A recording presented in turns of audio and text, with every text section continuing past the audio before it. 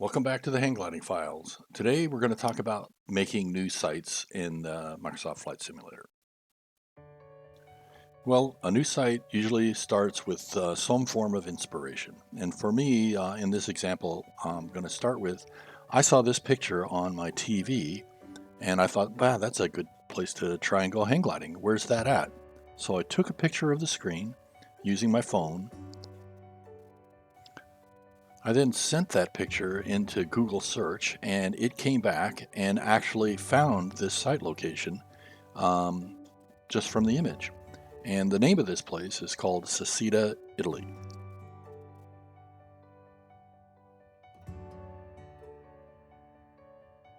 Well, I then proceeded to take the name of that information and send it into ChatGPT. And I do this to see if it can come back and tell me any basic information in a concise format of anything it can find about a site.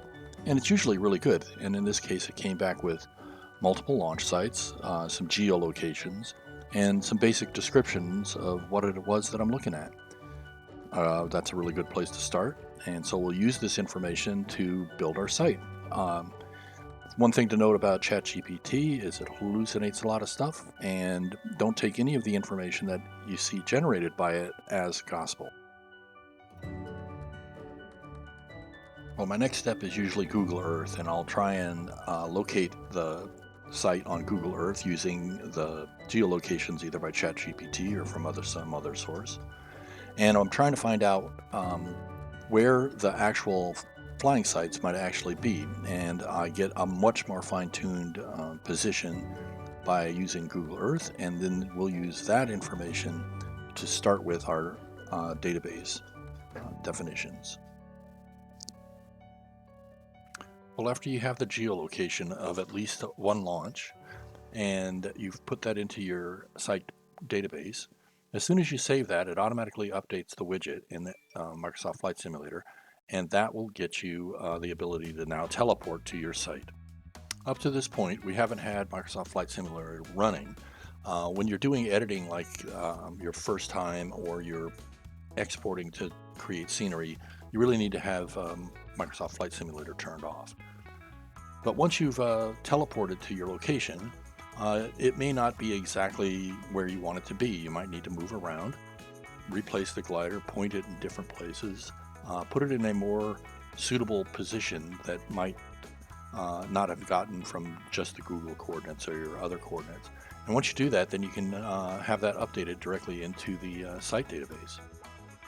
And you do that by going back to the database app, connecting it to the simulator, and then finding the element that you want to update, like a launch or a setup or a landing area, and just push the get button, and you get the current locations and heading and all of the current positioning that's in the simulator, and it updates the database directly. And this is how you get really good, accurate positioning for your sites. And you'll see later how that's very important. And you can stop right there. At this point, you actually have created a site, you can teleport to it, and that may be all that you want to do. But the next step will let you add all the other kind of elements that you might want that are actually pretty important, and that is to create the windsocks, telltales, ramps for every launch or landing area that you've created so far. We'll show you how to do that. You can create site scenery packages by simply turning off Microsoft Flight Simulator and restarting the site database in administrator mode, choosing your site or any other site or all sites, and choose the share and scenery option, and the app will generate a scenery package for Microsoft Flight Simulator, compile the package, and install it into your community folder. And therefore, it'll be ready for you the next time that you come into the simulator. It'll always be there anytime you visit this site. And that will include windsocks, telltales, points of interest, and a specific weather preset built specifically for this site that you generated it for. I'd like to take a moment to just reflect on what we just did, which was take a handheld device that took a picture that was then recognized visually to find a site that I asked an AI to generate some information on.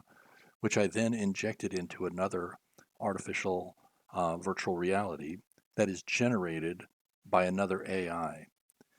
If we're not living in the future, then I don't know what the future is going to look like.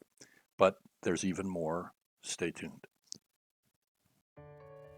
Well, I know the first question you're going to ask me or anybody else is, why would I do this? Why would I take the time? Well, the problem is that first off, it's pretty cool that you can create these sites at this level of detail, at this granular definition of time and place and location within an artificial environment.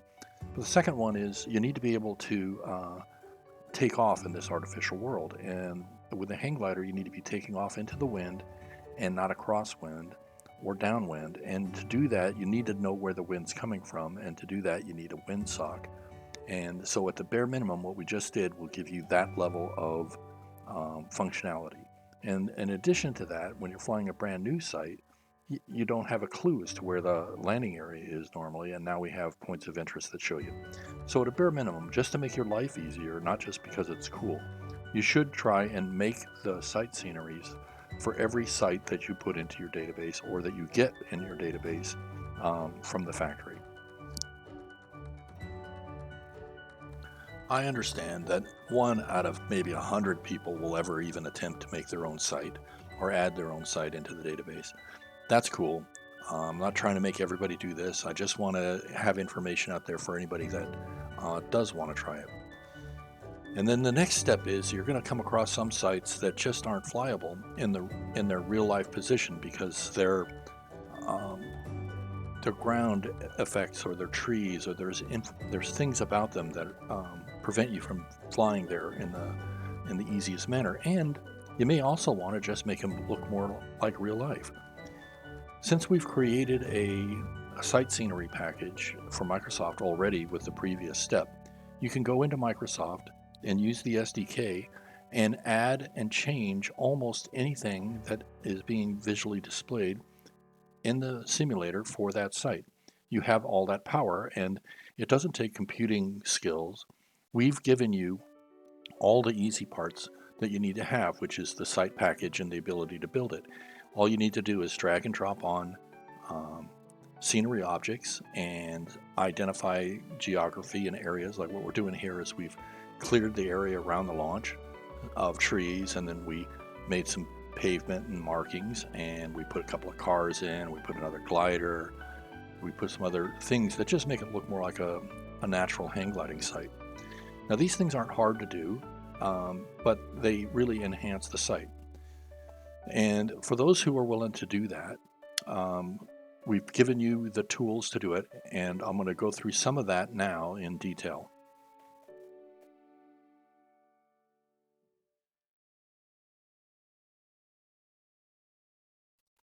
Well, I'm glad to see you're still here with me as we go into a little more detail about what you can do on a scenery package in Microsoft Flight Simulator.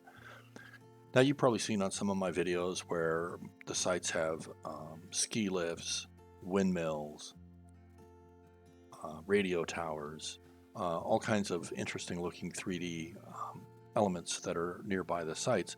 And those are usually put in by third-party add-on packages, and I'll include down below some links to some of the add-on packages that I use.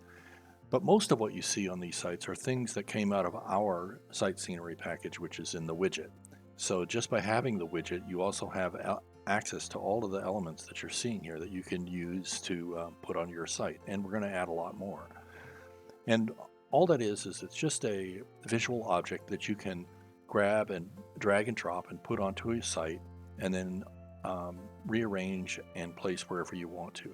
It's not really hard, but you do have to have access to the visual objects so that you can then put them into your scenery.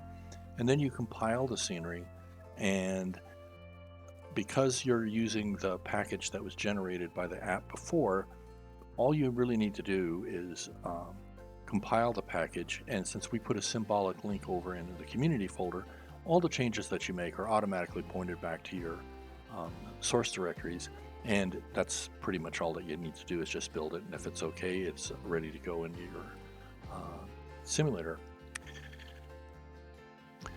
The objects that we have available in the widget are really objects that I 3D scanned with the Lidar scanner that's built into my phone, and that's in and of itself pretty amazing. And they're just downloaded, and I put them into the package. And other things that we have are items that we build with Blender, and those are items that are built by hand. And we intend to manage and maintain this over time. But if you have any objects that you have access to the source code, but you would like them to be part of our library, I would appreciate if you would send them to us, and we would include them so other people can use them on their flying sites.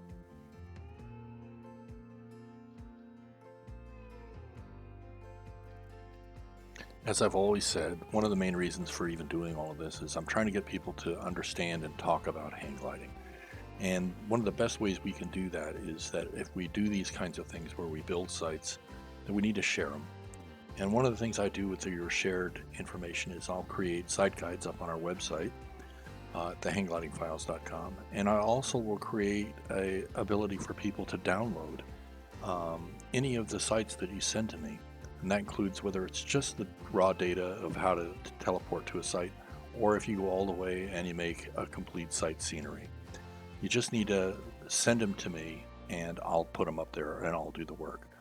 So one way that you can do this is you go into the application, the site database, and you can go into share, and one of them is the share with the hang gliding files, and that'll just simply send me the raw data.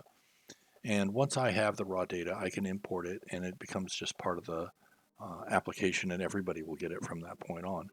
You'll need to send me the zip file of your compiled detailed package if you want that to be shared as well. And I will also put it up on the website for other people to see and to download.